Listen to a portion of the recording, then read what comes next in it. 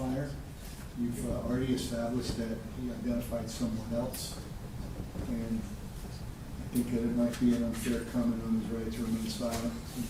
Can we get you case law on that, Your Honor, before you make a ruling? I've looked at case law, and I'm confident in my decision at this point, so I'll grant the objection. You can rephrase it with don't comment on anything he said that was violating the right to remain silent, that he didn't voluntarily say. Okay, just to be clear, so that I don't step on this ruling, he does indicate, he mentions Robert Creed's name, right? But doesn't mention that Robert Creed was the person with him. You can't comment on anything he didn't voluntarily. He did volunteer Robert Creed's son, is what I'm trying to say. You can say that, because that's what the evidence, that's what he said to the detective. But you can't ask what didn't he say, because that's a comment on his right to remain silent. He doesn't have to identify somebody. The fact that he did, you know, in closing And you're argument, not willing. maybe it might be proper, but at this stage, Okay. it's an unfair comment, I believe. Well, can you give us time to get you case law on this? Because he didn't okay. I've All made right. my rule. Okay.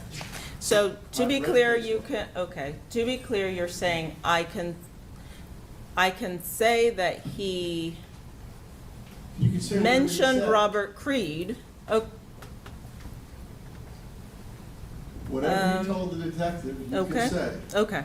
But whatever he didn't volunteer to the detective, you can't ask him, so isn't it true, or did he ever say it wasn't, or was, or you know, if he didn't say it, if he withheld it, Okay. asking him to comment on that is an unfair comment on his right to remain silent.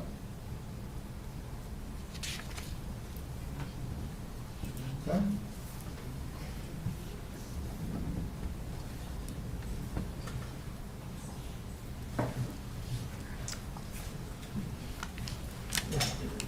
That's true.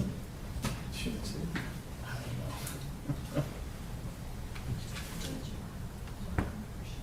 Judge, I don't know if the state's going to be releasing Detective Weiland when he's done, and the court usually asks to see released. Right. He's actually under my subpoena for penalty phase, Okay. so I just want to make sure that he Well, he would understands need that. that. And I don't want to say that. No, that's fine. He's going to remain under Okay. the state subpoena as well, and as it pertains to the PRR finding as well, so. Okay. Are we all set? I think so. I think I so. can bring the chair back in.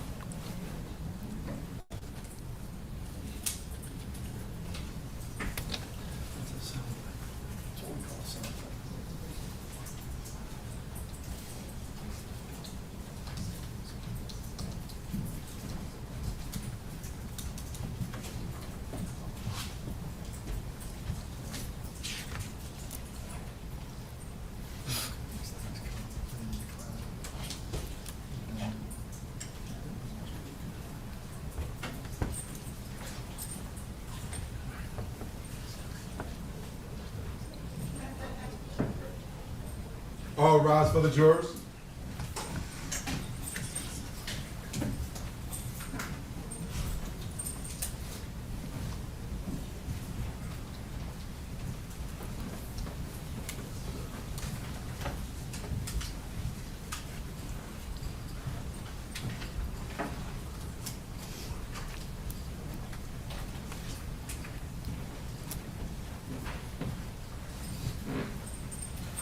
Welcome back, ladies and gentlemen. You all may have a seat.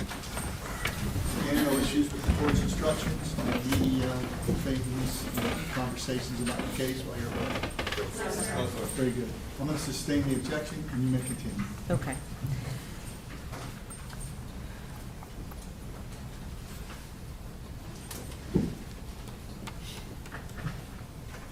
During your conversation with the defendant, did he acknowledge knowing Robert Creed?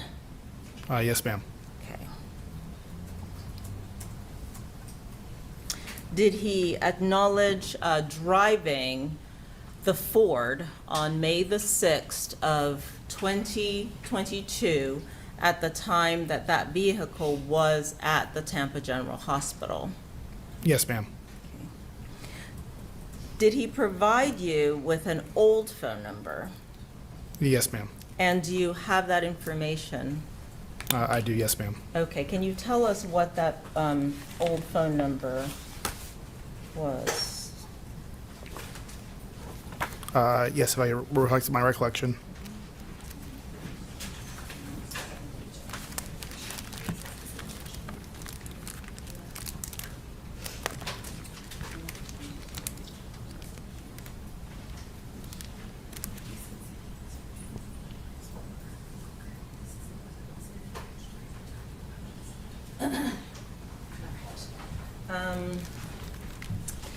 So what, I'm sorry, what was that phone number? Yes, ma'am. It was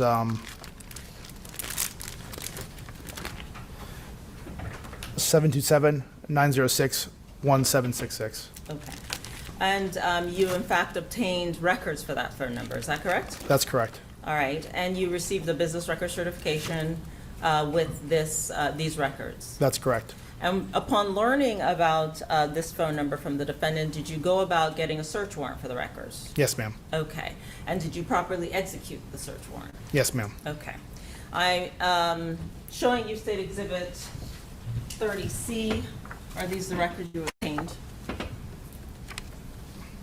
Yes, ma'am. Thank you.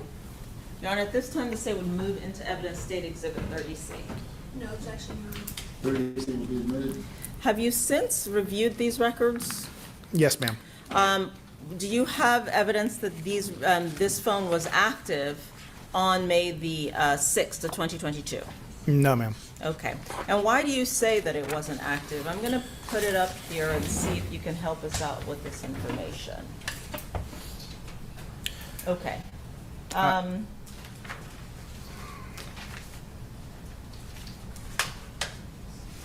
So, May the 6th.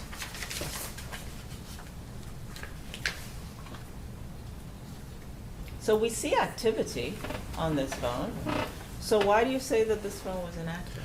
Correct. So the records will indicate activity even if the device is powered off or not in possession of someone, or even if the device has been destroyed. You can still call a phone number even if you don't have possession of the actual physical device itself. And that call will still show up on records.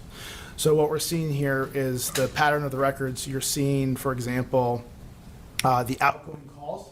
You're going to go across into the column where that 999 number is. But that's Do you mind stepping up? Yeah, I'd Sort love of to. like, yes, Yes, thank ma'am. you. And So- if, So you have outgoing calls coming into the records, and the incoming number is going to be here on the left, and then you'll have this 999 number. That's an outgoing phone call. What that's indicating is your phone provider is sending that phone call now to a voicemail service. So it appears in the records as an outgoing call, however, it's going to voicemail. These records, there's no cell sites associated with them. There's nothing, so it's indicating that these are kind of calls coming in. There's no actual real phone call coming to the phone that makes contact with anybody on that number. okay. And is that what you found consistent through the time frame of May the 6th and the phone records that you obtained?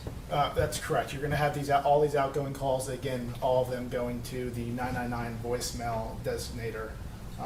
And this is what you're talking about, where I'm pointing? Correct. This 999, okay. Moving on to the next page, May the 6th. Is this what you're speaking of, these 999s? Yes, ma'am. Okay. All the way down? That is correct. So May the 7th, May the 8th. Let's blur it. I don't know what's going on. Okay. Can you see it? Yes, ma'am, I can. Okay. And is that what you're speaking of all the way down the columns? Correct, yes, ma'am. Okay. Thank you, sir.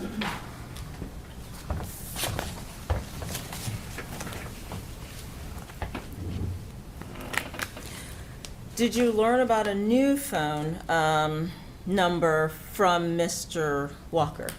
Yes, ma'am. And what was that phone number? Again, reflecting my recollection.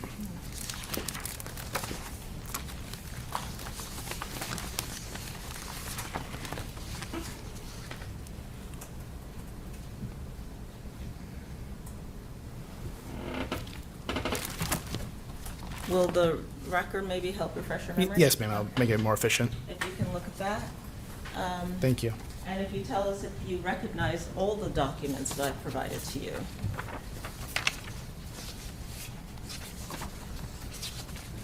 Yes, ma'am, these are reports from Cellbrite from a forensic extraction, and the number in reference to this phone is 813-424-7235. Okay, thank you, sir. And was this pursuant to a phone download done on that phone? Yes, ma'am. And is that the phone number that Mr. Walker told you that he had obtained after the murder in this case? Correct. Okay. Your Honor, at this time, the state would move into evidence State Exhibit 30B1, 30B2, 30B3, and 30B4. And I'd like to indicate that 30B5 had previously been admitted into evidence. No objection to that, Your Honor. They will be admitted. Thank you. So based on your conversation with Mr. Walker, did you obtain records for this phone number indicated here, 813-424-7235? Correct. Okay. And are you familiar with Cellbrite? Yes, ma'am. Okay. And is this, can you tell us what it is? So Cellbrite is, what we're looking here is the end product of a forensic extraction. The phone is hooked up to the device and then forensically removed. When that's done, it's in a, as you can imagine, phones are now becoming as large as computers. So you have a bunch of files that you have. The Cellbrite report is, again, similar to Cellhawk, where it's a report that makes it more visually easy to interpret the data and go through the actual physical forensic extraction of the cell phone. And download the information that might be relevant. Is that correct? Yes, ma'am. When a person opens up Cellbrite on one's computer, is there multiple locations that one can go, and multiple things that one can look at in that system? Yes, ma'am. Okay. And ultimately, when you determine that something might be relevant, is one able to actually obtain a report such as this? Correct. Yes, ma'am. Okay. All right. And that was done in this case? Yes, ma'am. Okay. So you obtained a search warrant for this phone number. Is that correct? Yes, ma'am. And it was properly executed? Correct. Okay. And then after that, how does one go and get the phone and get it into this Cellbrite system? How does one, did you get the physical phone? Yes, ma'am. Okay. And was the phone downloaded at Tampa Police Department? It was, yes, ma'am. Okay. And then you reviewed it? Yes, ma'am. Okay. And then these reports were created as a result of that, correct? Yeah, that's correct. Okay. Thank you, sir. All right. So during this investigation, did you learn the phone number for Erica Sweet?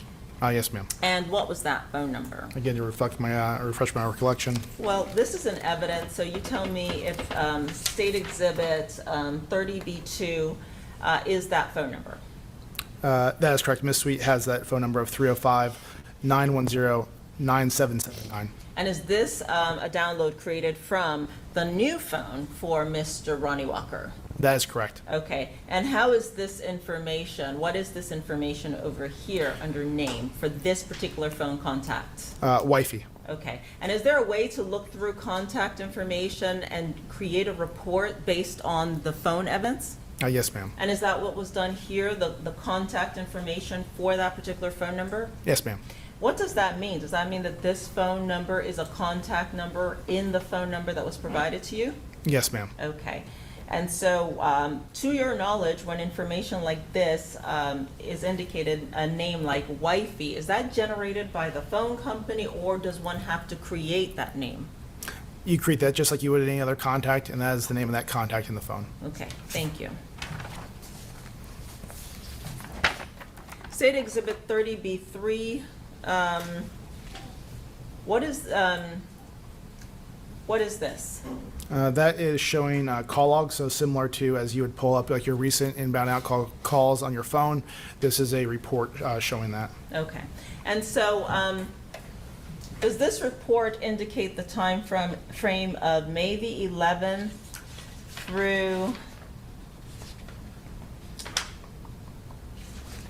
May the 13th? Yes, for this ma'am. phone? Okay.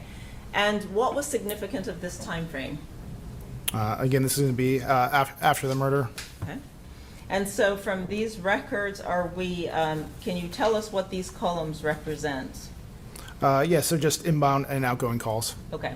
So for instance, column 1 is an outgoing call to wifey at this 305 number, correct? Correct. Okay, and the time frame would be 5:39. Is that how we review it? That's correct. Yeah, it's been corrected for, if you see the parentheses next to it, a lot of forensic extractions and a lot of devices record time in UTC. So to make it, again, easier to view and easier to go through, the Subright report will convert time to the time zone that you request. In this case, it's converted to Eastern time zone. So this is already converted, is that correct? That's correct. Okay, so the next column, that would be another time frame, an incoming call.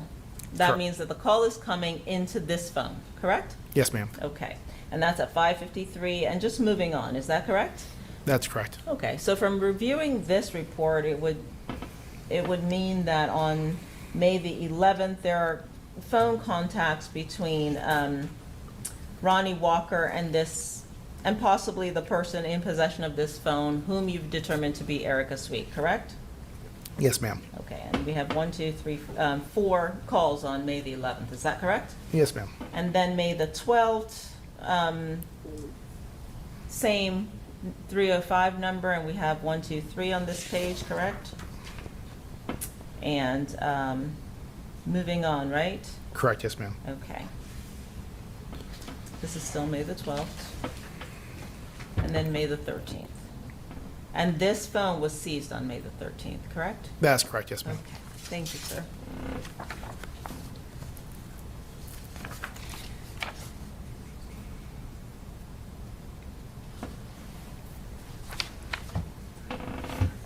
State Exhibit 34B, do you recognize what's depicted here? They're going to be messaging. Okay, but does it indicate anything significant as it pertains to column 1?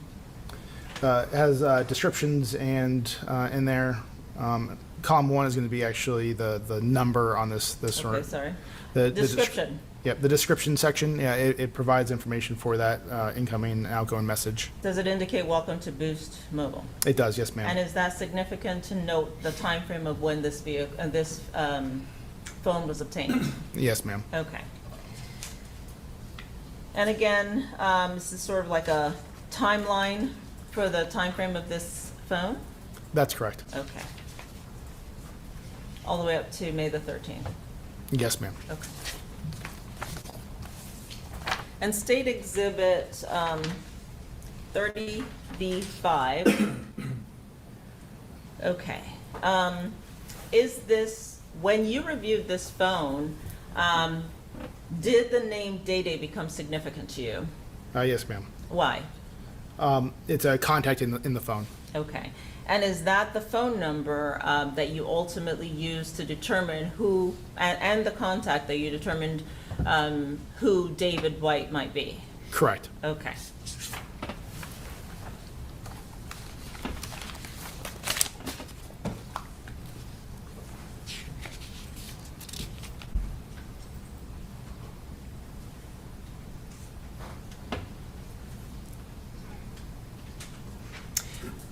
So you interviewed Erica Sweet, is that correct? Yes, ma'am. And you interviewed her even that day on May the 13th? Correct. Okay.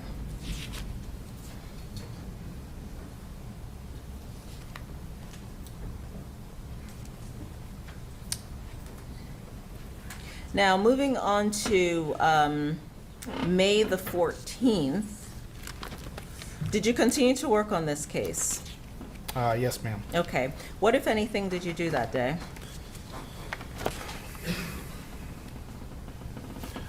Again, we began to canvas for video for the area. Ultimately, we did get some video that was significant in this case. Okay.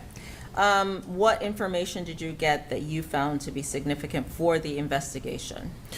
We responded back to the hostel that was located at 301 North Ola. We had already got video from there, but now with using cell phone records from the victim, we now kind of had a general idea of the ingress towards the homicide scene. Okay. So we got additional video to encompass prior as well. Okay. And what additional video did you get that helped you with this that led you forward in the investigation? We obtained video from the hostel, and it showed a vehicle matching the suspect vehicle. The hostel? It's a hostel, this location. It's like a hotel, bed and breakfast type thing. Okay. What was the address of that? It's 3109 North Ola. Okay. All right. Graham's Place is the name of the business. Okay. Thank you. We received got video from there showing this vehicle consistent with the suspect vehicle coming into the area as well. Okay. And you downloaded and included it in this case file, correct? Correct, yes, ma'am. All right. Now, at some point, did you learn, either that day or subsequent to that, the location of where Erica Sweet was living? Yes, ma'am. Okay. And is that the address you have indicated to us? Correct. Okay. And at some point during your investigation, did you learn or did you obtain information from 3307 North 16th Street? Is that a video from Camille Collins? Yes, ma'am. I don't believe that was the 14th zone. Okay, but did you obtain that video? Yes, ma'am. Okay. And did that help you in your investigation for this case? It did, yes, ma'am. Okay. What did you determine to be the distance from where Erica Sweet was living with Ronny Walker to the location of the 3307 North 16th Street? Approximately 0.2 miles or about a 4-minute walk. Okay. So it was in that general area at Belmont Heights? Yes, ma'am. Okay.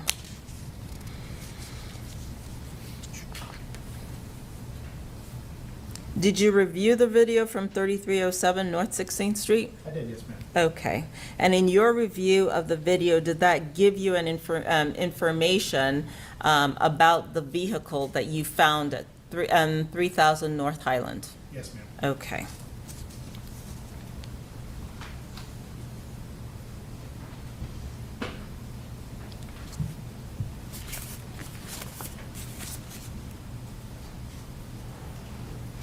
Did you also receive video from, at some point during this investigation, from 3016 North Florida at Body Parts of America? Yes, ma'am, we did. Did you review it yourself? Yes, ma'am. Did you download it? Yes, ma'am. Okay. Have you since provided a copy to the state and the defense? Yes, ma'am. Okay. Is it an accurate depiction of what you downloaded? Yes, ma'am. Was the time frame on that video correct? Yes. So it was, when we were documenting it, it was so minute that if you looked at it at one time, it was 100% correct. If you looked at it, it was split seconds off. Okay, just seconds, okay? Not even seconds, milliseconds off. Okay, all right. So, Your Honor, at this time, the state would move into evidence state exhibit 9.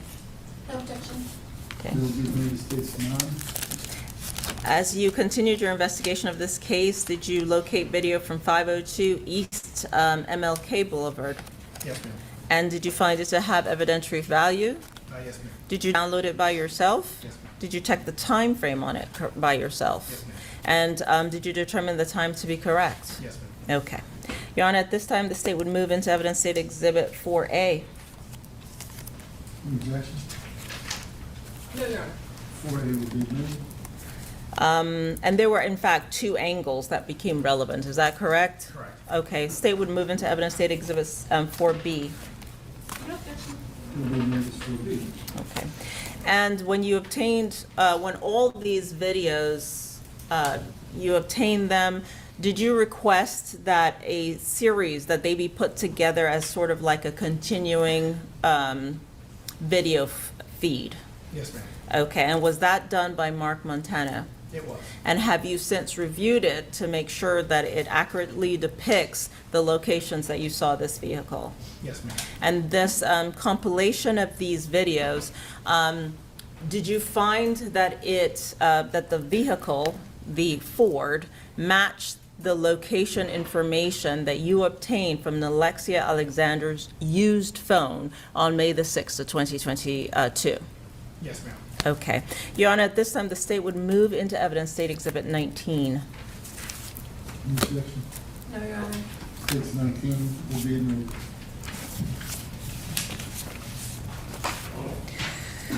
Right.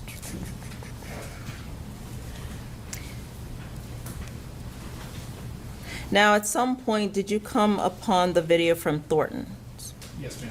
And was that around May the 14th of 2022? That's what I have.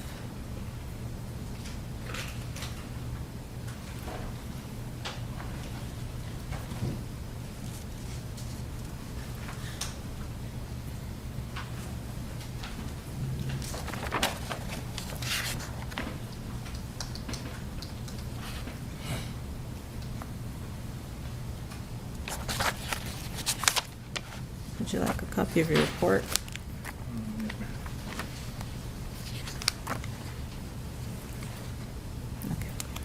It was May the 19th. May the 19th? Okay. On May the 19th, when you, how did you come about to even consider going to the Thorntons? Again, we were kind of cheating a little bit. We were using the victim's phone. Now, instead of fishing wide open, we now are able to use that to kind of pinpoint areas where we believe to look for video. Okay. So initially, we looked in the geographical area of the phone around that time that the vehicle is at Thornton's. Mhm. It shows it more towards a different building where we went and obtained video. We didn't have anything on there, so then we moved on to the Thornton's, where it shows it geographically in that area and located the video. Okay, so from the evidence that you had, was it consistent with the phone for Nilexia Alexander being in the vehicle at the time the vehicle, the Ford, was at Thornton's? Yes, ma'am. Okay, and so based on that, you do in fact go to Thornton's? Yes, ma'am. Okay, and were you given access to the Thornton video system? Yes, ma'am. Were you able to review it? Yes, ma'am. Okay, and at this point, had the search warrant for the Ford had been executed, correct? Correct. Yes. Okay, so in reviewing the video at Thornton's, did you find anything of evidentiary value? Yes, ma'am. Okay, and so what did you find? We see a vehicle matching, again, the suspect vehicle pull into the gas station, and the video from the Thorntons is such good quality, you're actually able to read the tag from the vehicle. Okay, and so based on that, had you already gotten the video from Tampa General Hospital? Yes, ma'am. Okay, so now you have the tag at 2 locations Yes, ma'am. that were consistent with the victim's phone movement? Yes, ma'am. Okay. Did you have any other tag information from other locations No, at this point?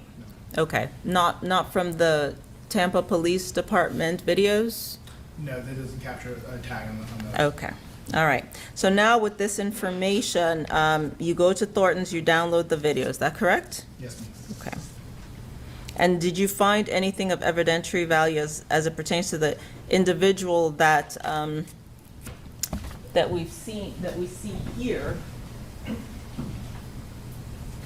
Judge, I'm going to object to an improper question and be able to hold to the jury.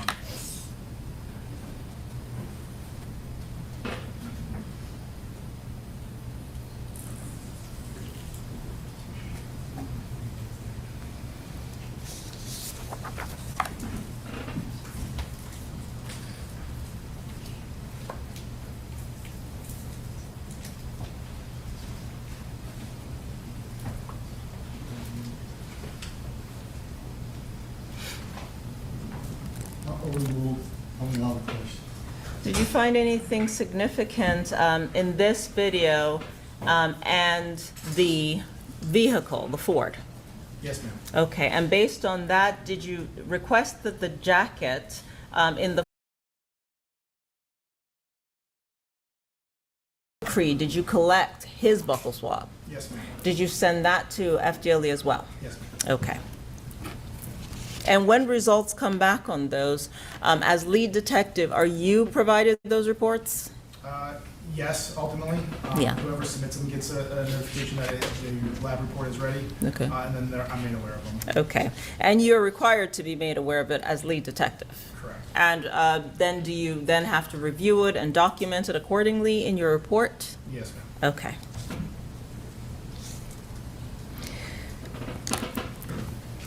So what, if any, other additional information that led to evidentiary value did you obtain on May the 14th of 2022? The 14th or the 19th? Well, I was still on the 14th, actually. Did you get the Chevron 723 Columbus Drive video?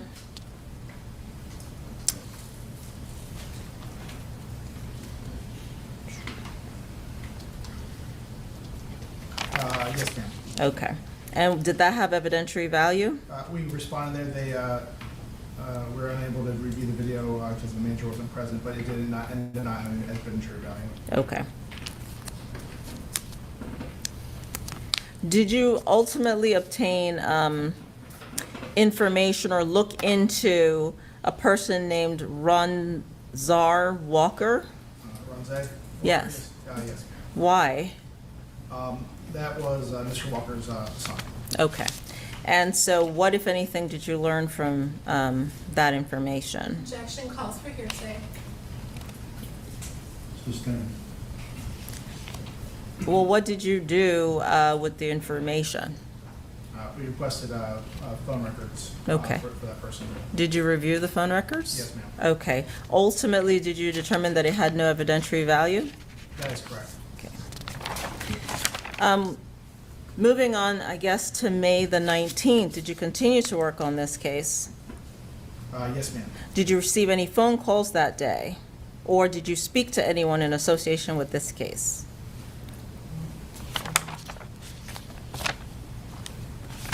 I spoke to Giant Motors. Okay. You spoke to Giant Motors? We did. Okay. Who did you speak with? I believe Mr. Mattel. Okay. And when you spoke to him, were you with Detective Sackrider? No, that was just a phone call. We were attempting to locate Mr. Walker to speak with him. Were you able to locate him? No, ma'am. Okay. What else did you do on May the 19th? We went by Mr. Walker's mother's residence, located at 52nd Street. Okay. So are you continuing to look for Mr. Walker at this point? That's correct. Okay. And do you find him? No, ma'am. How often are you going to look for him at these locations? Multiple times through the course of the investigation. Okay. And so are you saying you continue to look for him every day for a certain amount of time? Objection, leading counsel testifying. Sustained. Did you go to look for him multiple times a day for a time period? Objection to leading. Sustained. What did you do as it We looked for- pertains to finding Mr. Walker? We looked for him at multiple locations throughout the whole course of the investigation, multiple Okay. times. Tell me the time frame in which you were looking for Mr. Walker. Approximately over roughly about a week. Okay. Was it just a week, and what was the time frame? During daytime hours? No, what's the date range of Oh, this yes. time? So it's going to be after the initial seizure of the vehicle, all the way, so the 13th, then going forward past to the 19th, 20th, and beyond there. Okay, and you couldn't find him? That's correct. Did you check for him at Erica Sweet's home? We did. And did you find him? Objection, Your Honor, can we approach? Yeah.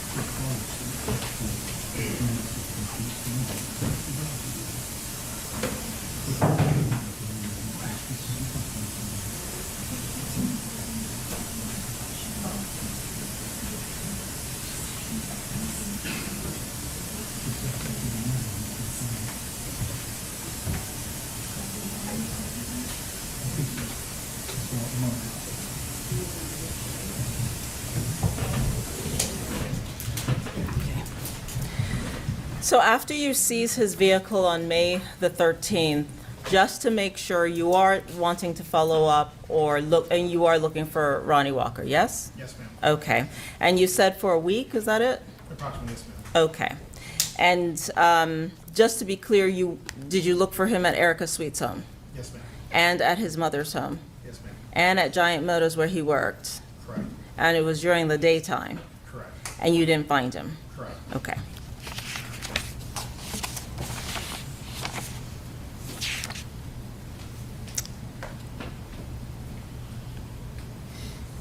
Now, at some point, did there become a time where you took some time off and then got back on the case around, at a later date? Yes, ma'am. What was that time frame? I believe it was to be later on in the investigation. It wouldn't be in May, I believe it was in July. Okay. But on May the 25th, did you continue your investigation? What did you do that day?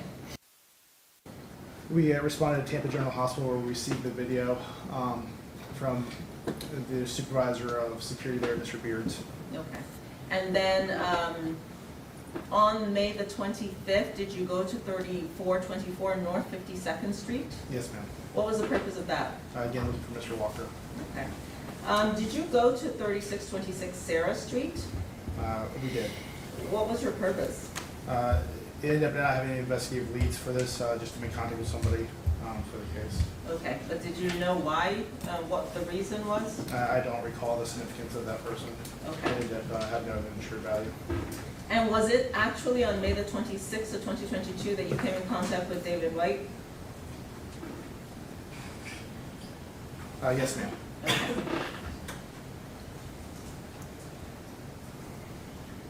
Now, moving on to besides the information we've already talked about as it pertains to David White, who was also deemed to be Day, did you do anything else as it pertains to that? Did you speak to Paula Sterling? Yes, ma'am, I did. Okay, and why did you speak to Pauline Sterling? Ultimately, we determined through Tampa General that she was the person that got into the suspect vehicle at Tampa General Hospital. Okay. And did you confirm that in fact she did? Yes, ma'am. Okay. All right.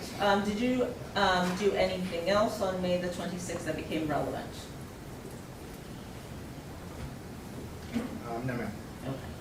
Moving on then to May the 27th, did you continue to work on this case? I did. Did you look for video at 1803 East 26th Avenue? I did. Why? That was the area of Miss Sweet's residence. Also the residence that Mr. Walker advised that he stays at. We were looking for video around their residence for the date of the homicide. And were you able to find any video at that location? No, ma'am. Okay. At some point, either that day or later on, did you obtain a search warrant for this 305-910-9779? Yes, ma'am. Why? We determined that that was a phone that was most likely in the possession of Mr. Walker at the time of the homicide. Okay. And did you or another detective write up the search warrant? Yes, ma'am. Was it approved by a judge? Yes, ma'am. Was it properly executed? Yes, ma'am. Okay. And at some point, did you receive information as it pertains to that phone?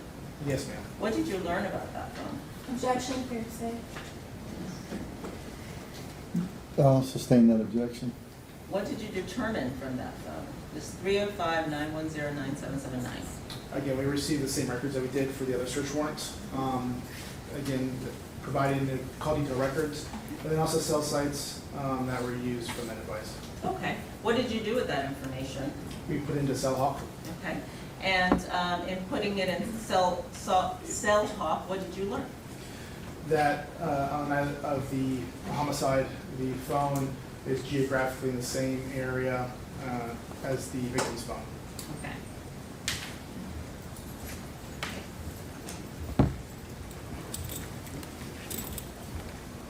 Based on that information, did you follow up with anything else as it pertains to that? the information from the phone records, were you able to review them? Was there any other follow-up you did based on the location information for that phone? We attempted to try to get video from locations where the phones are geographically at. Okay. And at some point during your investigation, did the name Robert Parker become relevant to you? That's correct. Okay, and how did that become relevant to you? In the records, at the time, the evening of the homicide, shortly after Thornton's gas station, there are messages being sent to and contact to Robert Parker from that 305 number. Okay. And so did you go, in fact, and interview him? I did. Okay. Now, moving on, did you continue your investigation on June the 1st? Yes, ma'am. Okay. And at this point, are you looking for Robert Creed? Yes, ma'am. Is this based on an identification made by David White? Yes, ma'am. Okay. And do you at some point make contact with a person named Arthur Johnson? Yes, ma'am. Okay. And who did you determine him to be? The brother of Mr. Creed. Okay. And to your knowledge, is he currently deceased? He is. Okay. But based on that information, information you learn, do you learn more information as it pertains to Robert Creed? Yes, ma'am. And do you follow up on the leads that you learn as it pertains to Robert Creed? We do, yes, ma'am. What do you do as it pertains to Robert Creed in this investigation? Yes, ma'am. We authored a search warrant for a residence that Arthur Johnson's associated with, and then also obtained records, cell phone records from a number that he provided for Mr. Creed. Okay. And so what was the location that you obtained a search warrant for? 3726 Laurie Court. Okay. So you received a search warrant and you properly executed it. Yes, ma'am. Did you obtain anything of evidentiary value from the search of that location? Yes, ma'am. Okay. What, if anything, of evidentiary value did you locate? A pair of shorts similar to the shorts observed in the Thornton's video. Okay. And based on that, did you collect those clothes? Yes, ma'am.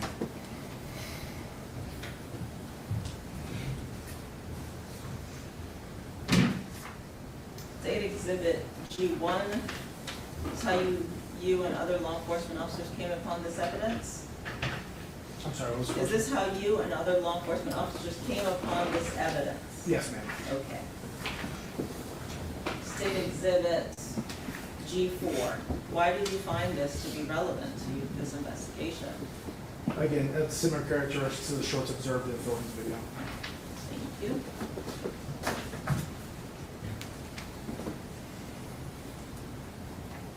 Now, sir, at some point during this investigation, did you talk to Robert Creed about this case? Yes, ma'am. Okay. And did he provide a statement? Yes, ma'am. How did it come about that he provided the first statement in this case?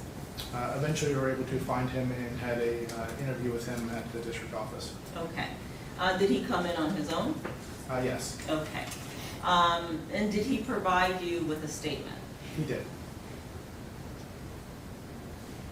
Did you have reason to believe that he wasn't being perfectly honest with you? Yes, ma'am. And based on that, after continuing to investigate this case, did you, as lead detective, make a decision as it pertains to Robert Creed? Yes, ma'am. What was that decision? To charge him with accessory in this case. Okay. At that point, at the time that you charged Robert Creed with accessory after the fact, first-degree murder, had you already charged Ronny Walker with murder? Yes, ma'am. Okay. What was the evidence that you had that made you determine to charge Ronny Walker with murder? The fact that the phone associated with him was geographically in the area and consistent with the victim phone. The fact that he is seen driving the vehicle with very close proximity after the murder on the Thornton's gas station. The fact that during the search warrant of the vehicle, There's a positive result for the presence of apparent blood inside the vehicle and the DNA results in this case. And at that point with the DNA results, had you received DNA results for the jacket as well? Yes, ma'am. Okay. And had you received identification as it pertains to the individual in Thornton's video with the jacket? Yes, ma'am. Okay. And had you interviewed Erica Sweet to determine if she was in use of that phone that day? Yes, ma'am. Okay. And did she give you a statement as it pertains to that matter? Yes, ma'am. And based on her statement to you, was it in conflict with if she had indicated that she was asleep, did the phone records contradict her using that phone? Objection calls for hearsay. Rephrase that question, please. Based on the information that you had obtained from Erica Sweet, did you determine from the interview that the person who would have been in possession of the phone was Ronny Walker? Yes, ma'am. Objection Okay. calls for speculation, also calls for hearsay. Overruled. And so based on that information and all the other information, did you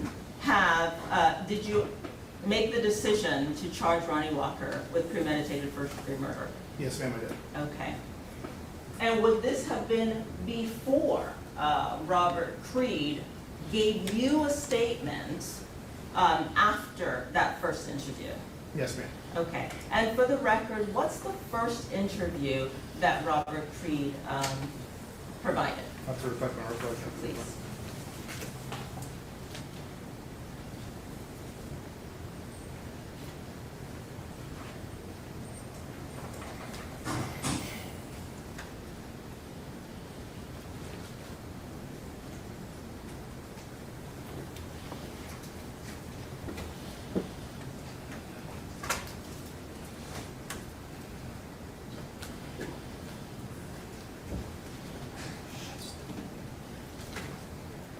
I don't see that here in the file at the time, but it's going to be shortly after the date that he was identified by Mr. White.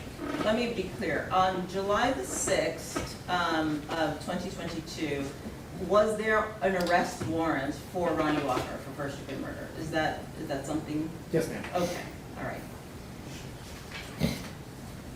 And on July the 7th of 2022, was there an investigative subpoena for Erica Sweet? Yes, ma'am. Can you tell us what an investigative subpoena is? Yes, ma'am. So, in certain cases, we'll issue an investigative subpoena. It's a subpoena provided to witnesses in cases where the state attorney is asking them to come down and give truthful testimony to the state attorney's office. Now, when you spoke to other witnesses in this case, did you have to give an investigative subpoena? No, ma'am. Okay. Was Erica Sweet fully cooperative with you? No, ma'am. And based on that, was she given an investigative subpoena? Yes, ma'am. Okay. And then when she was given an investigative subpoena, did you come to the state attorney's office for a sworn statement with Erica Sweet? Yes, ma'am. Okay. And during that statement, did Erica Sweet acknowledge or Objection calls for hearsay. identification?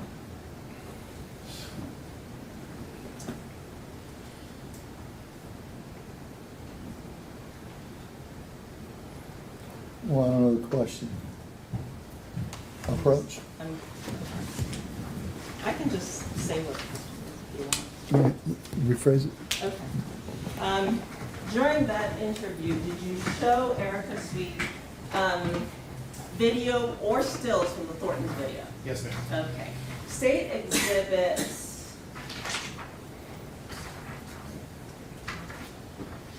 Oh, E2. Did you show her video from this video? Video or stills from this video? Yes, ma'am. Okay. And did Erica Sweet identify the individual in this video? Yes, ma'am. Who did she indicate that to be? Ronny Walker. State exhibit E5. Did Erica Sweet identify the individual in this still? No, ma'am. Erica Sweet, did she at some point indicate who this person was? No. State Exhibit E4, did Erica Sweet identify this individual? Yes, ma'am.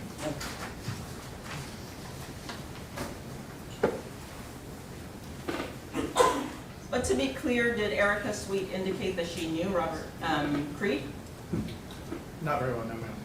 But did she indicate that she knew who Robert Creed was? Objection calls for hearsay. Overruled. Yes. Okay.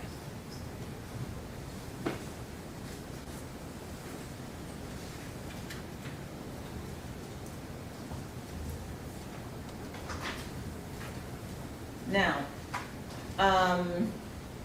what do you have the date in which you first came in contact with Robert Creed? Your first interview with him?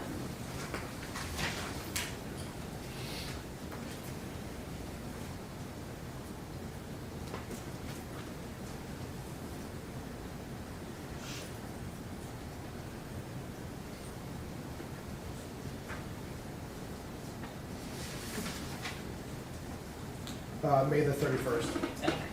So May the 31st, this is the first conversation you have had with Robert Creed. Correct. And during that interview, did he tell you that he didn't know who was involved in the murder? Correct. Okay. And after that conversation, on July the 6th, is that when there was an arrest warrant for Ronny Walker? After, July the 6th, was there an arrest warrant for Ronny Walker? yes. Okay. And at this point, had you had any other conversations with Robert Creed?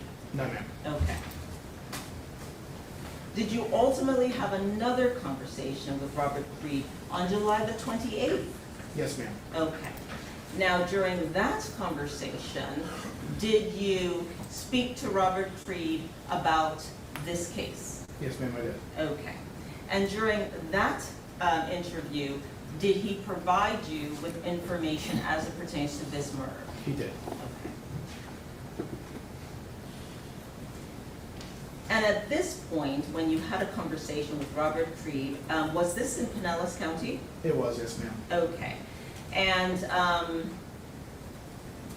were you with Detective Sackrider? I was. Did you read him Miranda? Yes, ma'am. Did he appear to understand it? Yes, ma'am. Was his statement on July the 28th different from his statement on May the 31st? Yes, ma'am. Okay. And at this point, did he implicate Ronny Walker? Yes, ma'am. Did you offer him anything in exchange for him giving you a statement to implicate Ronny Walker? No, ma'am. Did you make him any promises? No, ma'am. But did you put pressure on him to tell the truth or to tell what he might know? Yes, ma'am, I did.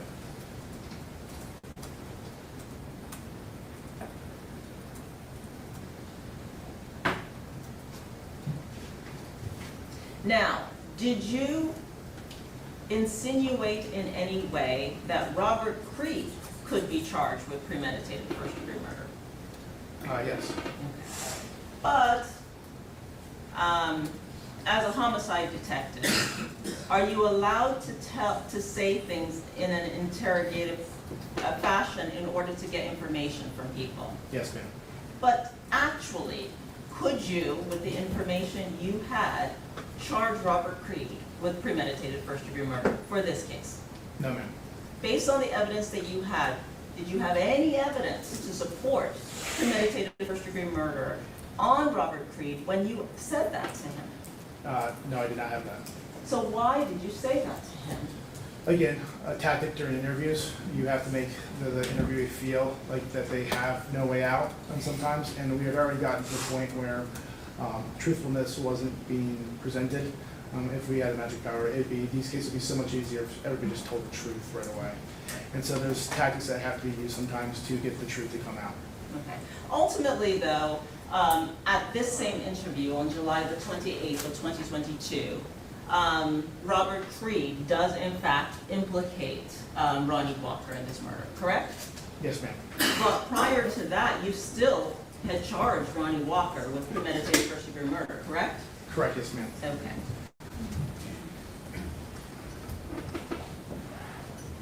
Did the evidence you had at this point to the fact that this vehicle, the Ford, picked up Nilexia Alexander based on your identification of her and everything?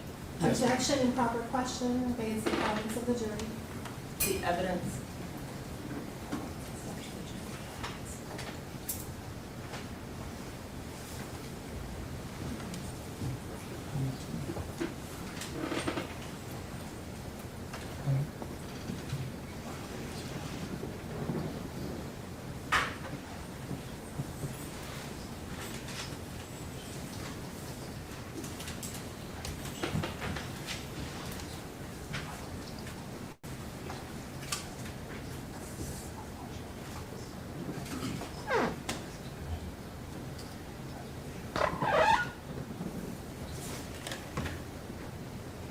I'm gonna sustain the objection. did the evidence that you had at this point support the fact that this vehicle, this Ford, was the Ford involved in? Objection, can we approach Judge? Yes.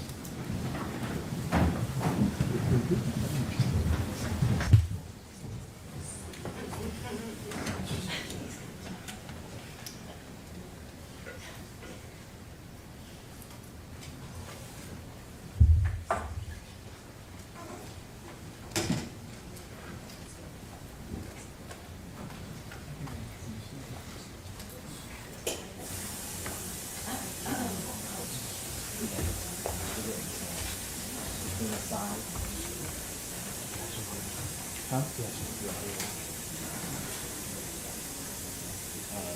In the medium?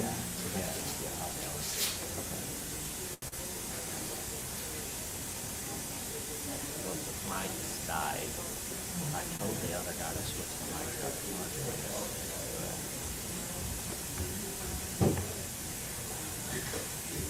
Oh, I didn't realize it. Yeah, we just need to get that.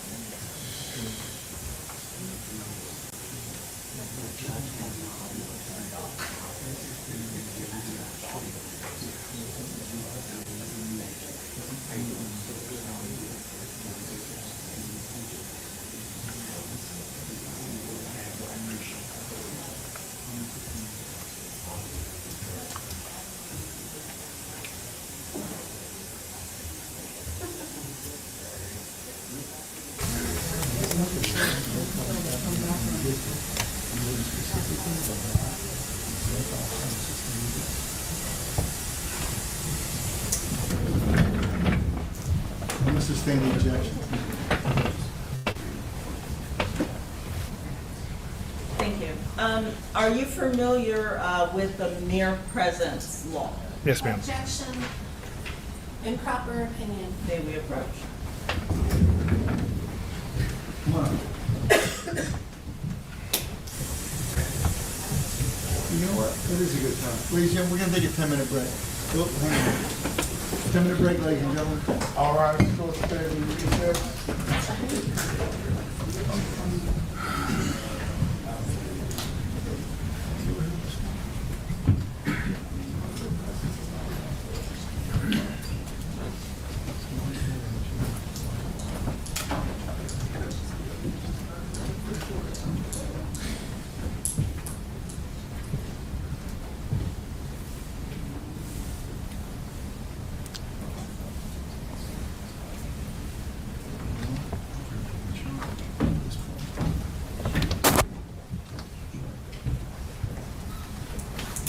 All right, what's your objection? Objection? Yes, Judge, I'm sorry, I'll wait for the witness to respectfully elaborate.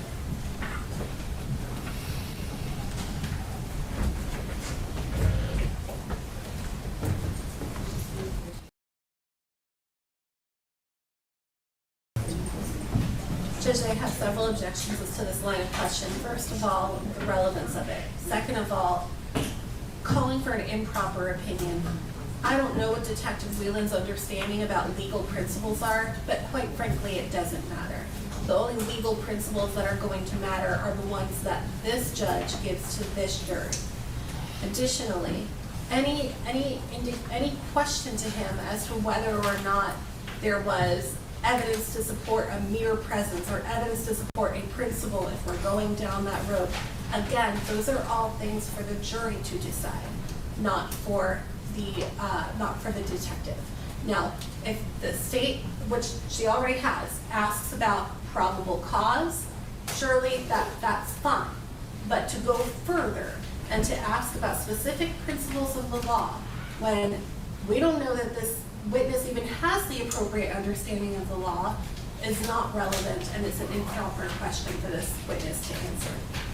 Response? John, my response is that probable cause is a law that he has to use every day. The principal theory is a law that he has to use every day. It was based on the principal theory that he made. He doesn't make that every day. The state Well, he attorney's has. office makes a decision whether to charge somebody as a principal in a felony. No. They can make They can file it, but you guys make the decision whether to charge To him. charge him, right. He doesn't charge him with first degree murder, you arrest him for it, you all are the ones in charge. Exactly. So you look So at he the may- principles and you make those decisions. I'm not asking him whether he charged it. I'm asking if he made the decision regarding the arrest. I'm just talking about what he does every day, which is arrest. He Okay. makes decisions every day on the principal theory for arrest. They get to make those decisions. This is not something new. They arrest on probable cause. They arrest on probable cause. I'm simply just talking about probable cause to arrest, because the defense spent a lot of time talking about how Ronny Just ask him Walker. if he has probable cause to arrest him. Okay. She already asked him that, and he She gave her. hasn't the asked him that. She did, and Early? I have it, yes, and he gave her Well, the during the reasons. probable cause thing, but did he answer that question? and Yes. That's why he didn't arrest him? Judge, yes, and I Okay. wrote down the reasons that he gave as to why he arrested Ronny Walker as opposed to Robert Well, Reed. she asked it that way. And he said that, He said, because he believed that the reasons for the arrest of first-degree murder, the reasons for arrest of first-degree murder is because he believed that the phone that was associated with Mr. Walker, right, he went through right? his reasons. That Mr. Walker was driving the vehicle, that there was a positive result for apparent blood, and because of the DNA results, and again, because the detective made the determination. I guess my question was, he didn't talk to why he didn't arrest. Yes, I have Pretty- not asked that question, if you have That's the probable cause, question and I thought I'd that's, say. yes. She hadn't asked him, did you have probable cause to arrest?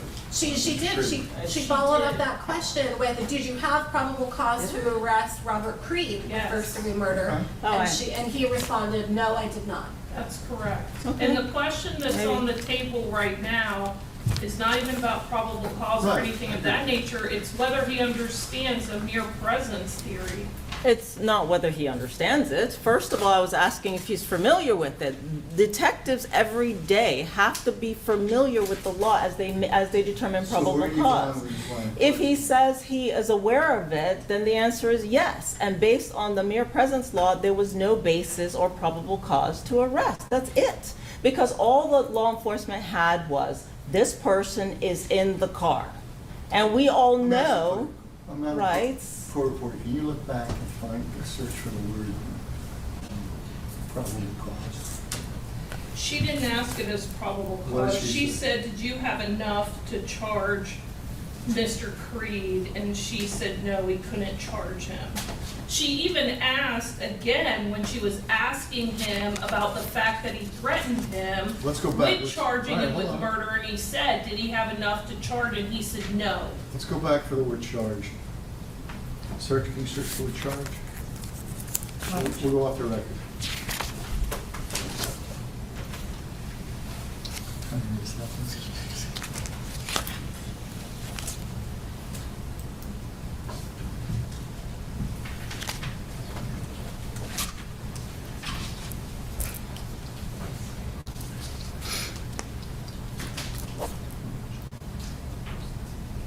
Okay. Here, hold on. Scroll up. That's based on, all right, hold on. So actually, Question, could you, with the information you had, charge Robert Creed with premeditated first-degree murder for the case? No, ma'am. Question, based on the evidence that you had, did you have any evidence to support premeditated murder on Robert Creed when you first said that to him? No, I did not have that. So you've already asked and answered that question. In terms of the arrest, the day that they spoke to him, now I'm talking about now subsequent to that. Now they're. This is subsequent, they've never had any. So evidence. July, I beg your pardon? I thought that, and I will defer to the record, obviously, I'm not sitting here recording what I'm Right. saying, but I thought that when I asked that question was for his first interview, and now they go to the second interview, right? And I still feel like I still haven't asked if you had probable cause to arrest. I'm just saying now with the information, has anything changed? If you're sustaining the objection, fair enough, but I don't remember asking him if he had probable cause later on, even afterwards. Judge, that specific line of questioning came at the end of her talking about his interview on July 28th, 2022, where he implicates Mr. Walker. Which is and the then- second interview. That's the Correct, second which is the interview. second interview, which is what she's talking about. Right, so it's the So they've been asked second, and answered. okay. So, I'll sustain the objection based on it being asked and answered. Any other questions? Judge, in this case, though, I would like to point out to the court, they had, their entire opening was that the state charged the wrong person. You're gonna get a redirect. Okay, I'm just We'll saying. See what happens. If Okay, they go down because I those think roads it's, and I open think those it's, doors. I think it's important that the state is allowed to explore what evidence they believe they had to charge him, and if they thought. First of all, what they said isn't evidence. So for them to get evidence in, they're gonna have to talk about it and have it come out of the stand. Understood. And then you're gonna have an opportunity to redirect. Okay, as long as the court understands, because that was the basis, their entire opening, I instead of understand. pointing the finger at him, and I think it's critical that the jury understand, we didn't have any evidence, we could not charge I Robert think it's Creed. been covered well enough, and if they open up those doors wider, redirect is what would be the remedy for that. Okay. I understand. And let's make sure we're done. Anything else? No, Your Honor. Use the restroom. Yeah, I need to use that. All right, so he can come back in, we're not gonna talk about anything else. So we're in recess. Thank you.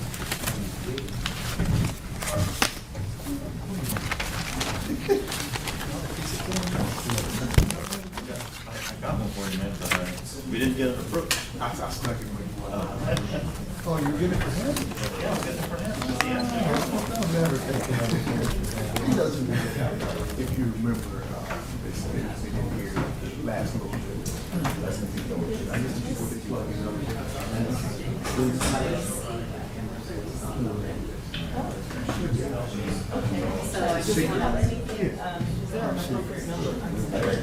Little Shaffy was listening to.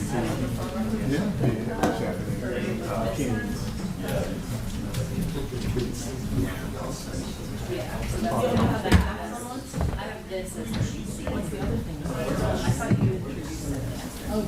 That's the LP. Okay, I guess on the record, I'll change this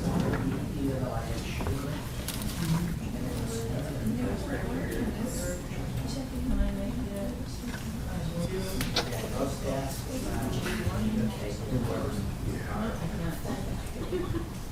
Well, this is 31. It's 31. I'll tell you all. I am going to change this number. So 32 is already that text message. So this really should have been, this should have been, this is a phone number. This should have been 30. Can I do 31? I think so. Because I have 31. Okay. We'll just do that on the record. Okay. Can I actually say There was an earthquake in it. There was a really earthquake.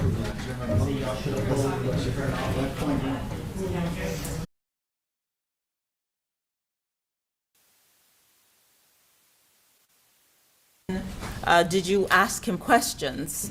Yes, ma'am. Did he provide any information that you had not relayed to the public? Yes, ma'am. Okay.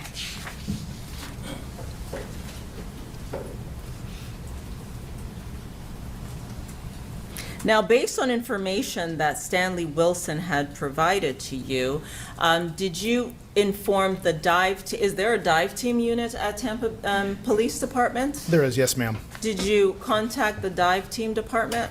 Yes, ma'am. Okay. And what was the purpose of you doing that? He provided information of a possible location where evidence was discarded in this case. And to be clear, the information that Stanley Wilson provided as to the location that evidence might have been discarded, was it very specific or just a general area? General area. Okay. But still, did you tell the dive team that you wanted them to look for anything in particular? Yes, ma'am. What was it that you asked the dive team to look for? A firearm. Okay. And to your knowledge, did they actually do that? Yes, ma'am. And was anything located? No, ma'am. To this day, have you obtained the firearm associated with this case? No, ma'am. Okay.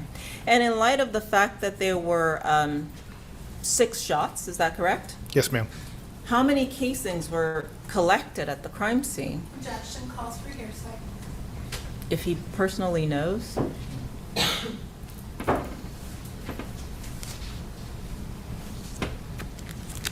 Overruled. How many casings were collected at the crime scene in this case? I believe 4. Okay. And did you ever find an additional 2? No, ma'am. Okay.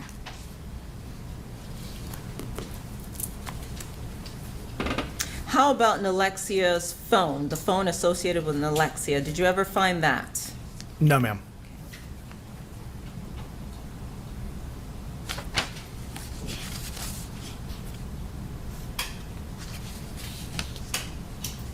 Now, sir, as it pertains to the casings in this case that were found on scene, did you have them dusted or processed for prints? No, ma'am.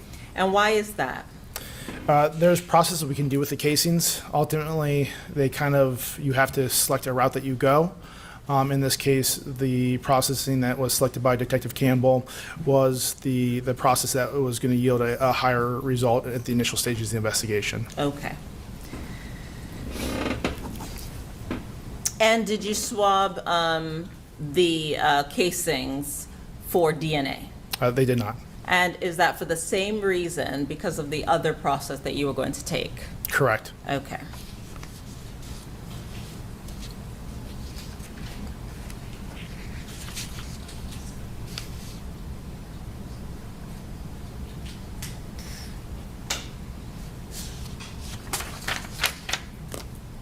Now, sir, Your Honor, for the record, I'd like to reintroduce State Exhibit 31, because there was already a 30C, and I do apologize.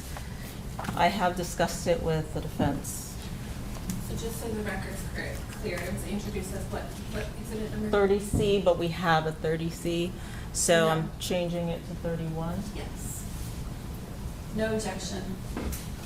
All right, it'll be minutes 31C. Thank you, Your Honor. Now, you have discussed the fact that you had a conversation with Ronny. Sometimes it's being introduced as 31. 31, no letter, no 31, no follow. C. Yes. 31, no C, it will be included.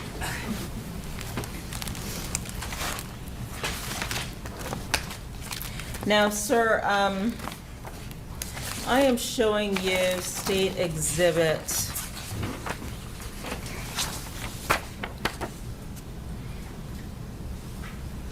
30C.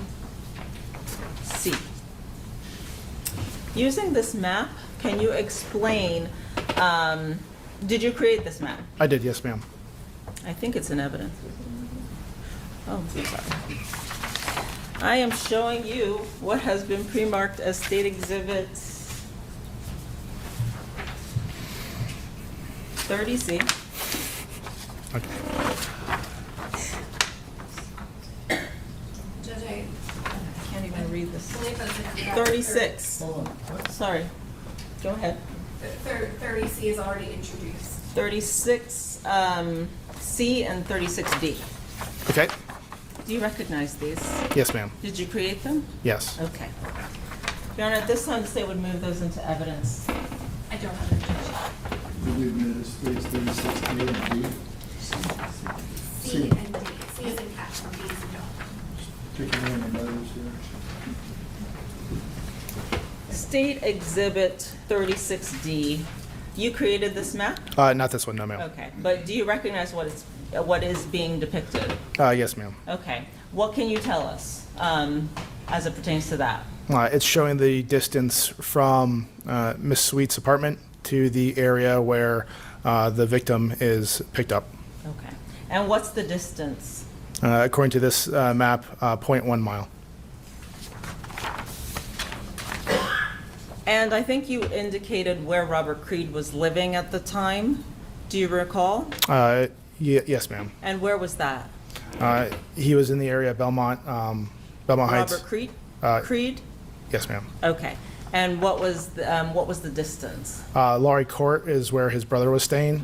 That's a little bit further away. That's going to be, I'd say, approximately 0.5 to a mile away. Okay. And ultimately, was there some kind of association with him in St. Petersburg or Pinellas County area? Yes, ma'am, Okay. that's correct. And that was another location for him? Yes, ma'am. Okay. Now, State Exhibit 36C, what was the purpose of you creating this map? This is depicting crudely the video that was obtained in this case and then the path of travel of the suspect vehicle post-homicide. Do you mind standing up? Yeah, absolutely. Can you please tell us that path based on this map? Yes, ma'am. So you're going to have our homicide scene here. That's going to be the intersection of Florabraska and Highland. The initial video that we have there is a 3000 Highland address. The vehicle then travels northbound. We obtained video here at Tampa Street of the vehicle crossing eastbound over Tampa Street, and then picked up on the Body Parts of America camera here at the next indication of the dot. Well, let's slow down for a second. Yes, Are you ma'am. also have you also indicated the time frames on that map? Right here, like that, 308. Yeah, the timeframes are there. I'll have to take your word that says 3. It's a You little can't blurry see. Okay, let me but- see. I can probably do better. Okay. Perfect. There we go. Thank you. All right. All right. Yes, ma'am. So this is going to capture the vehicle and the timeframes of the vehicle Okay. that they are on the video. Again, 3:08 is the time of our homicide. The vehicle then leaves the scene, travels up northbound, then eastbound across Tampa Street. 309, again captured again at 309 on the Body Parts of America business video, where it cuts northbound through that alleyway, so not going to the main thoroughfare here, but instead cuts through a back alleyway. Okay. It then exits out of the alleyway on the north side of it, which is the Adderley address that we have, and continues westbound. The hostel that I spoke about during the testimony is here located. It's on the exit route of the vehicle. And that's Graham's place, correct? Correct. Graham's Okay. Place Hostel, yes, ma'am. And it's captured there. It continues westbound again, where it's the Radiant Church. And then we have video here as well at Adderley. It has like a little jot down on the street, and this is Miss Brown's residence. Okay. And then searching a wider scope for video of a vehicle that's consistent with the suspect vehicle is seen crossing over the Rome and Columbus Bridge. Okay. And then ultimately, it's at Thornton's. Correct. And the time for here is 3:20 in the a.m. And is that the location of Thornton's? No, ma'am. Okay. All right. Thank you, sir.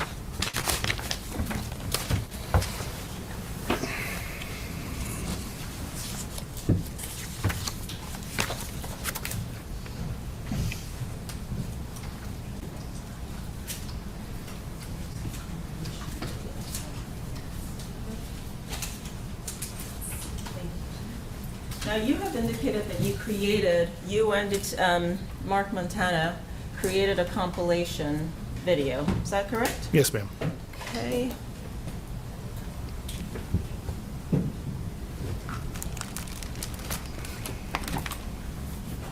publishing that video, which is State Exhibit 19.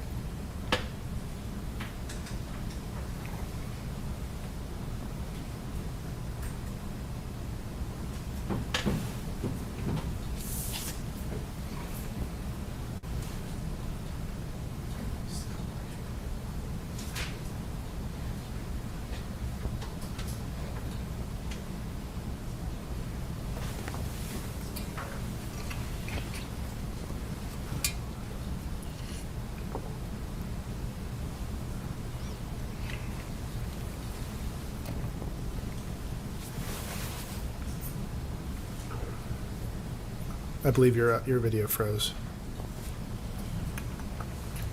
It's going, Is it? Okay. yeah. I don't know. Should I, Should we want to try to restart it? you want me to? I'll Yeah, try. because it's just a. Okay, is give this me a com- second. compilation? Yes, ma'am. Mhm. Give me a second, please. Let me try it on a different player. Open with, let's try BLS. There you go. Okay.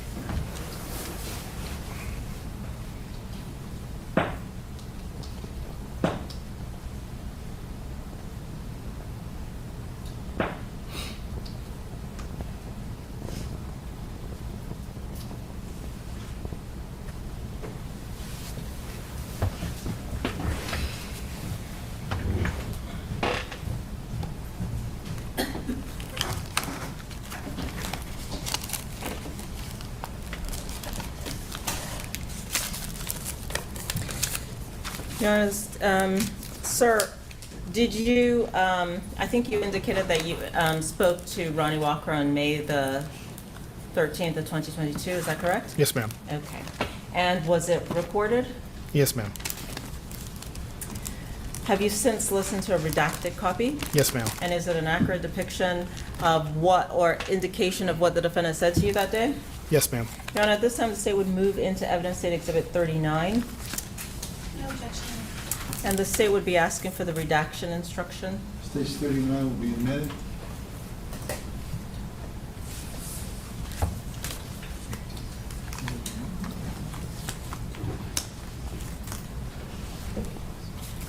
Members of the jury, you're about to listen to an audio court instruction that the recording has been edited to eliminate irrelevant portions that would not add to your understanding of the case. The fact that the recording has been edited should not concern you in any way and must not impact the way you listen to and consider the sentence. Thank you. Thank you, Your Honor. That's how are you doing?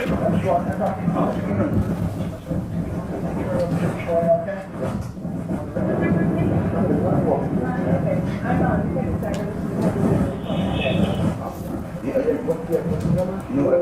I just got a new phone. I made it like lost my phone maybe like 2 weeks ago.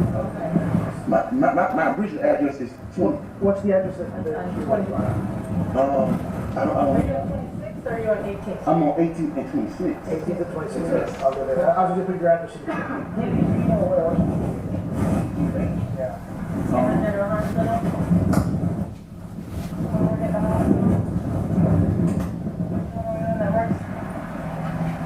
I knew several people that work there. All right, so who works for the cleaning crew there? The cleaning crew? Yeah. I wouldn't know who worked for the cleaning crew. I don't know what they do exactly. Okay.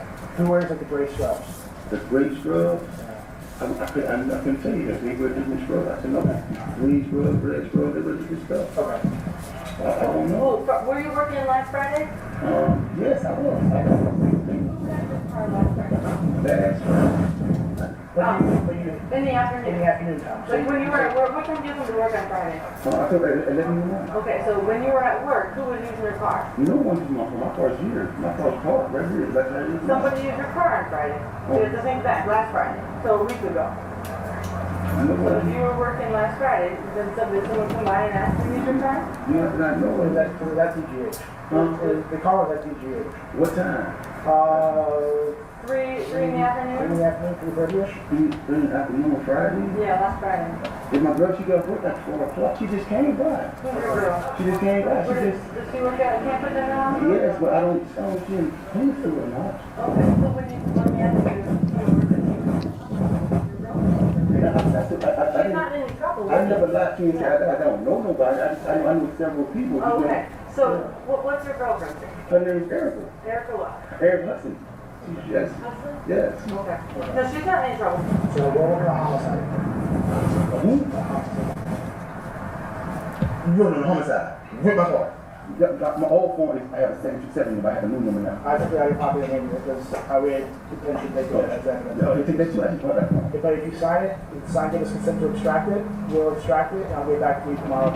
You have that cell phone problem? Yes, I had that back for like a week now. Really got You got my number, 727-401-4279. That's my phone number. I can't remember. Yeah, but I'll give it to you.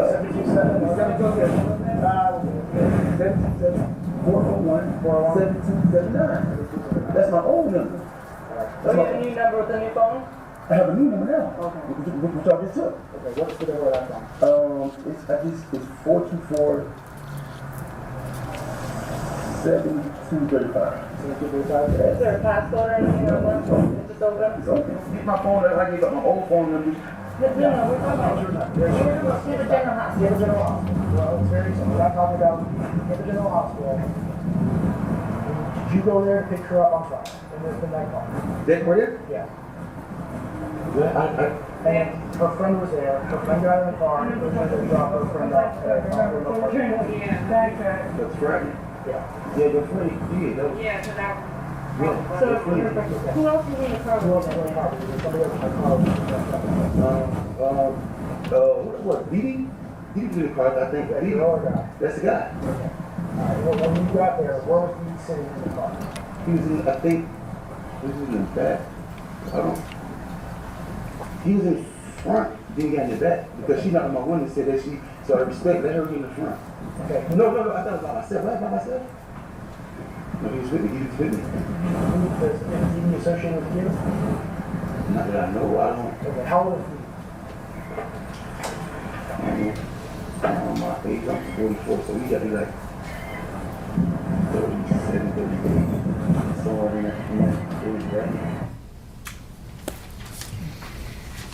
Oh, sir, it was a little bit windy there, wasn't it? Yes, ma'am. Okay.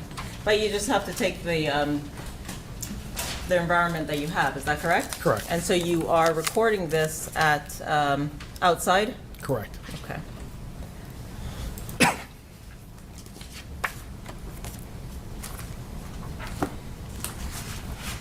Your Honor, at this time, the state would move into evidence State Exhibit 31C and 31B.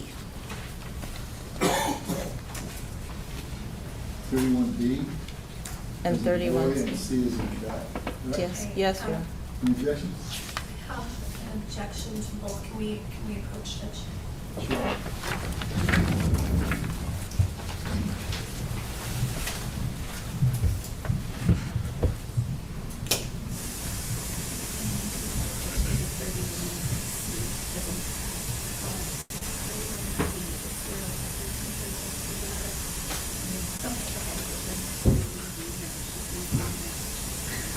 This thing.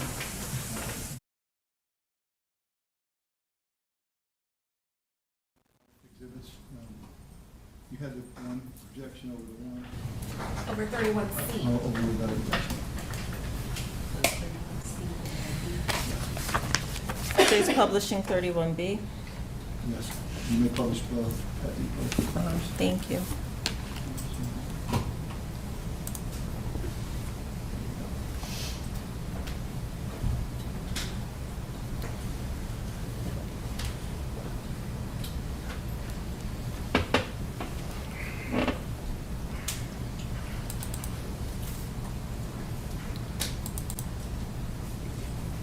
For English, press 4 for Excom, please. Actually. So, sir, in your work as a detective, a homicide detective, have you had an opportunity to listen to jail calls? Yes, ma'am. Can you tell us how jail calls are collected or maintained by the sheriff's office? Yes, they use a third-party company as inmates call out to whoever. That's documented, and it's linked to the person themselves. So they have to put a passcode in and identify it also themselves via voice.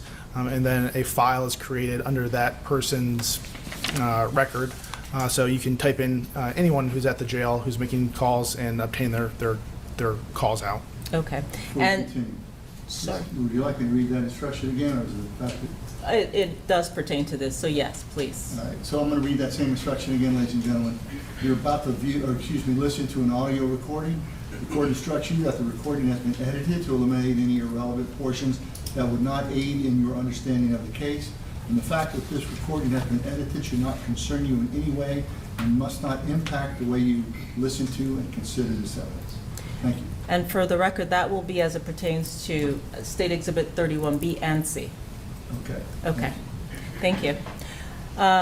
And does the jail create records indicating the person who is in custody, the phone number that they're calling, their specific PIN, their name, the date that the phone call was made, the time frame of the phone call, the results as it pertains to whether or not the call was picked up or not, and all that such information? Yes, ma'am, let's capture the system. Okay. And when one goes to the jail and tries to use the phone, is it clear that the calls are recorded? Do you know?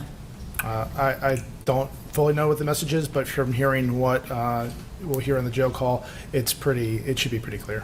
Okay. And these jail calls do you have access to them, to listen to them? Yes, ma'am. Okay. Now, publishing 31B.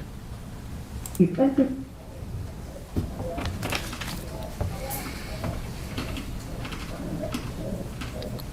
beep, repeat the phrase.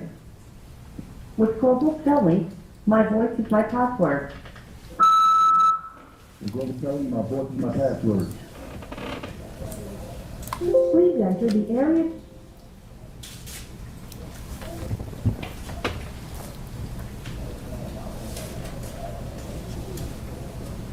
Please hold. Please wait while your call is being connected. Please inform your friends and family. They can now leave you voice messages. They will need to know your 9-digit phone ID.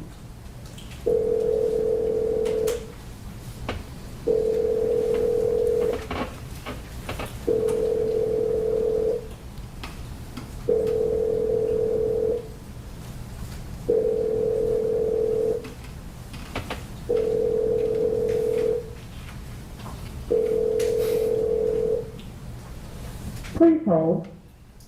Hello, this is a prepaid call from an inmate of Hillsborough County, South and Burke Road Detention Facility. To accept this call, press 0. To refuse this call, hang up or press 1. To prevent calls from this facility, your current balance is $2.26. This call is from a correction facility and is subject to monitoring and recording. Thank you for using Global Telling.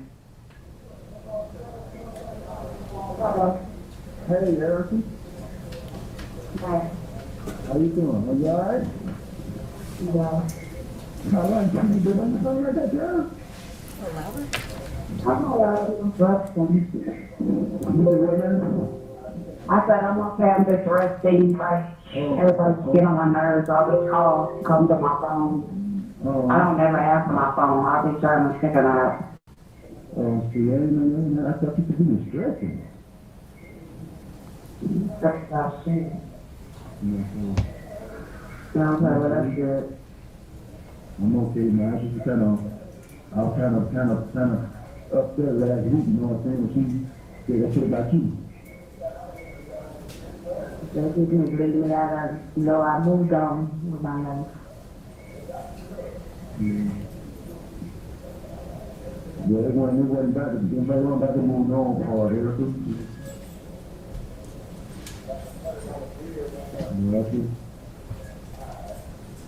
I don't know what got said or what got done. I don't know what occurred. You know what I'm saying? So I just hope that you didn't do that.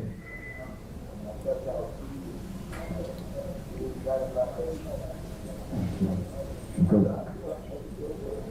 I need to call you. I was trying to call you for a witness. To be my witness. Yeah, I know. That's why I said that I just need you to be my witness, because I always put you back to my witness. No. Huh? No, whatever. This shit. If you don't show up, huh? I just was sitting on it. See, I don't know. Now let's make you go crazy, stay crazy. And I just need you to show up for me, that's all, really. Because they use your phone and stuff. God gave you the phone. They use your phone, so you are a part of the case, but you are part of them because they use your phone.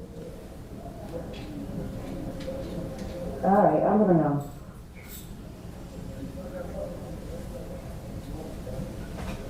My stress up, you know, I'm up in the hospital.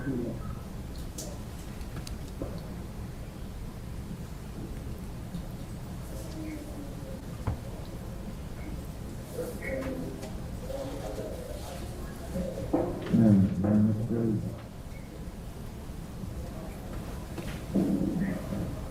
All of it crazy. All the stuff that don't make sense to me. Like all this stuff, like, it's like, you always against me now, like, Because, bitch, you was all the way against me. How dare you? And that's what you called me for? No, I'm just like. I've been nothing but on your motherfucking side the whole goddamn time while I'm over here losing my motherfucking. You have 1 minute remaining.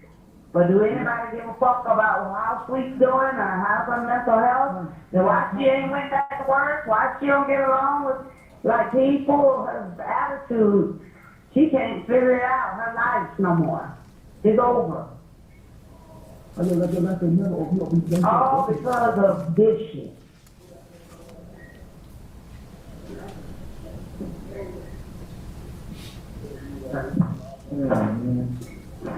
You gonna come and get people at the street? What? You gonna come get you like that, baby girl? You killed my whole soul inside. So you gonna try to cross me out and get you goodbye. Who the fuck is crossing anybody that don't know shit about nothing? What's that cross? Thank you for using Global Telling. Now, sir, do you recognize the voice associated with that jail call? Yes, ma'am. And who are the voices, if you know? Mr. Ronny Walker and Erica Sweet. Because you did come in contact with her a number of times, is that correct? That's correct. And I'm showing you State Exhibit 31B, the record, the business record certification. What's the phone number associated with that? 305-910-9779. And what's the date of that jail call? The The date. date is February 22nd, 24 at 1500 hours or 3 p.m. Thank you, sir. And that 305 number, is that the same number that was tracking with the victim's phone on May the 6th of 2022? Yes, ma'am. Okay. Publishing State Exhibit 31C.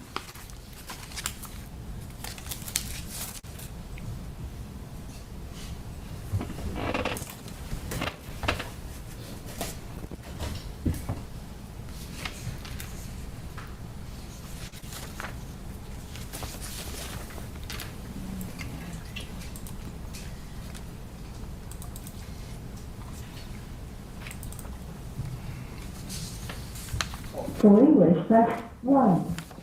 For correct, please. At the beep, repeat the phrase. With Global Telling, my voice is my password. Global Telling, my voice is my password.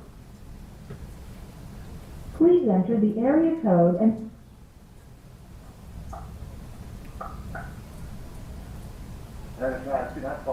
please hold. Please wait while your call is being connected.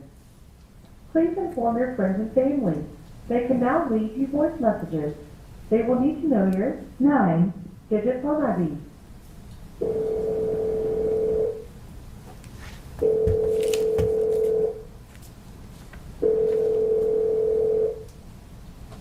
Please hold. Hello, this is a prepaid call from an inmate at the Hillsborough County South and Burke Road Detention Facility. To accept this call, press 0. To refuse this call, your current balance is $7.92. This call is from a correction facility and is subject to monitoring and recording. Thank you for using Global Telling. What's their name? Ronny Walker. We don't come in with the 5 years, and I'm gonna jump on that shit, Angie. I'm gonna take that shit so fast. I'm gonna take that shit so fast. It's getting longer. It's got that way. Well, I think I'm better. Like I said, everything. Yeah, I got something. They're saying that the DNA was in my heart.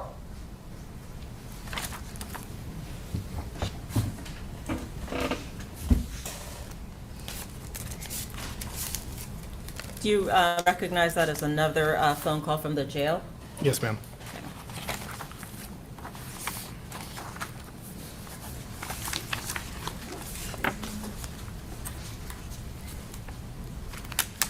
Your Honor, at this time, the state would move into evidence state exhibit 31A. It already has a business record certificate. Same objection, Your Honor. Same objection? Yes, it's the 31A. Same rule? All right.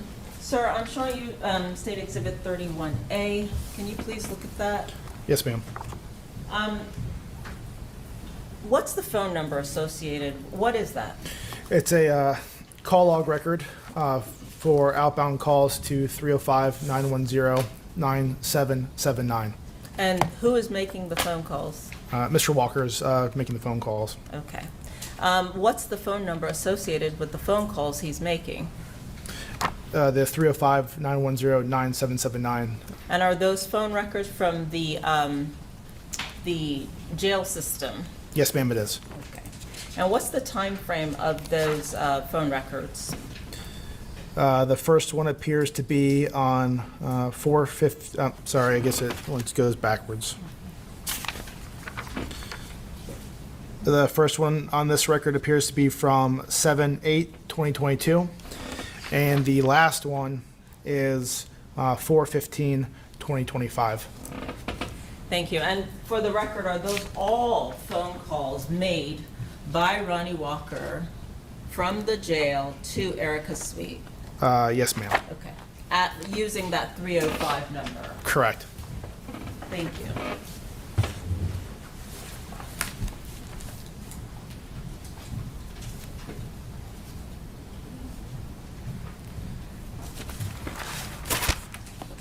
So I wonder, Your Honor, may I have a moment?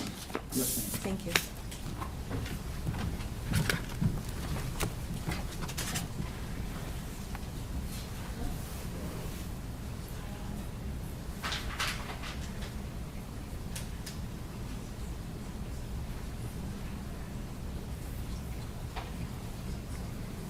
I have no further questions at this time, Your Honor. Thank you.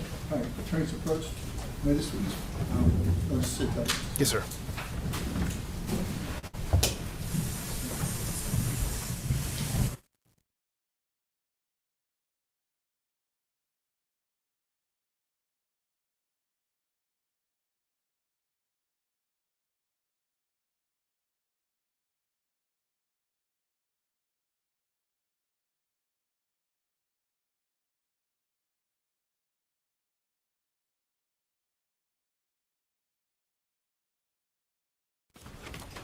All right.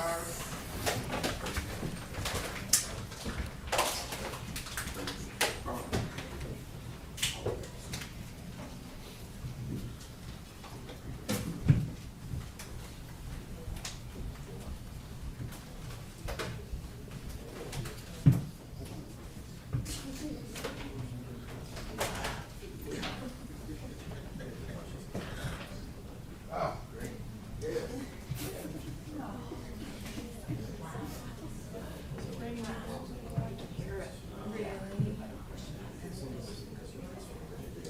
All right, jury's left, y'all may be seated, and maybe thank you. See you Monday morning.